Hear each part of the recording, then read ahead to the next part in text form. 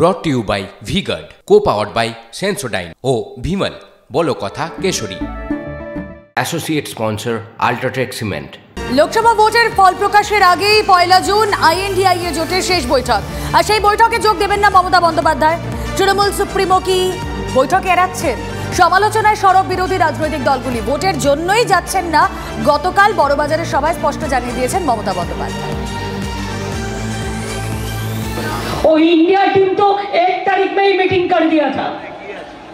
मैंने बोला देखो 1 तारीख मैं नहीं जा सकती हूँ कि हमारा इधर में 10 सीट का चुनाव है, तो हम कैसे छोड़ के चले जाएगा।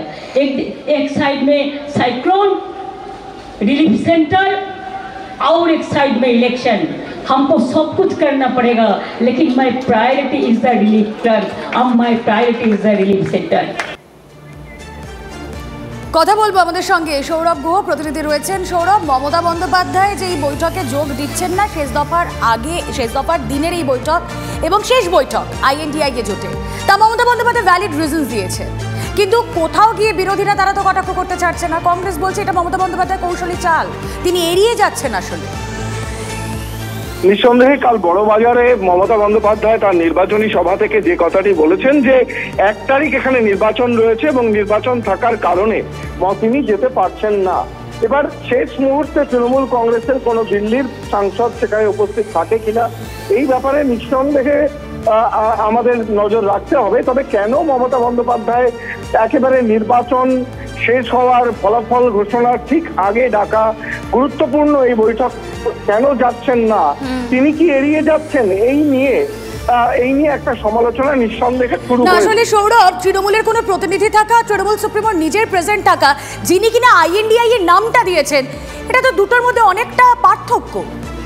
নিঃসন্দেহে অনেকটা পার্থক্য, যেখানে পাটনা, বেঙ্গালুরু, মুম্বাই এবং দিল্লি, পাটনা, বেঙ্গালুরু এবং পরবর্তীকালে দিল্লি, এই সমস্ত ইন্ডিয়া জোটের বৈঠকেই কিন্তু মমতা বন্দ্যোপাধ্যায় ছিলেন এবং তিনি এই নামকরণ থেকে শুরু করে মল্লিকার্জুন খাড়গের নাম প্রস্তাব করা থেকে শুরু করে তিনি করেছিলেন।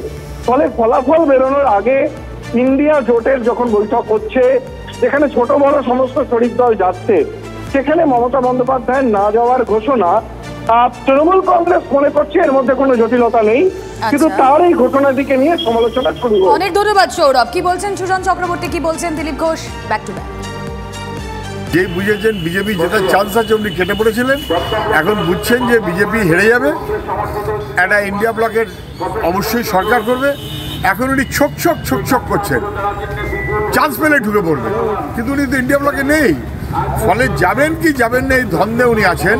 পাছে মোদিজি না রেগে, উনি মোদিজিকে বলবেন দেখুন আমি আছি ইন্ডিয়া ব্লকে কিন্তু নেই ইন্ডিয়া ব্লকে, থাকবো করবো কিন্তু আমি মিটিংয়ে যাব না। উনি একই অঙ্গে নানা রূপ। জোট ফোট দেখুন, এইসব গল্প মানুষকে বোকা বানাবার জন্য। পশ্চিমবাংলায় মমতা বলবেন এখানে জোট হবে না, বিহারে লালু প্রসাদ বলবেন এখানে জোট হবে না, উত্তরপ্রদেশে অখিলেশ বলবেন জোট হবে না, পাঞ্জাবে আপ পার্টি বলে জোট হবে না, দিল্লিতে জোট হবে না, তো কোথায় জোট হবে? মহারাষ্ট্রের মতো যেখানে ছিন্ন বিচ্ছিন্ন বিরোধী নাই কেউ, সেখানে জোট হওয়ার চেষ্টা হবে।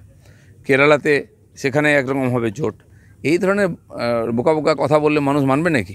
তো সেই জন্য এইসব গল্প বাইরের থেকে ভেতর থেকে, আরে সরকারের কোনো চান্স নেই, ভেতর থেকে বাইরের থেকে আপনাকে কে সহযোগিতা নেবে, কে ফোন করবে? কেউ করবে না। Brought to you by VGuard, co-powered by Sensodyne ও ভিমল বলো কথা কেশরী।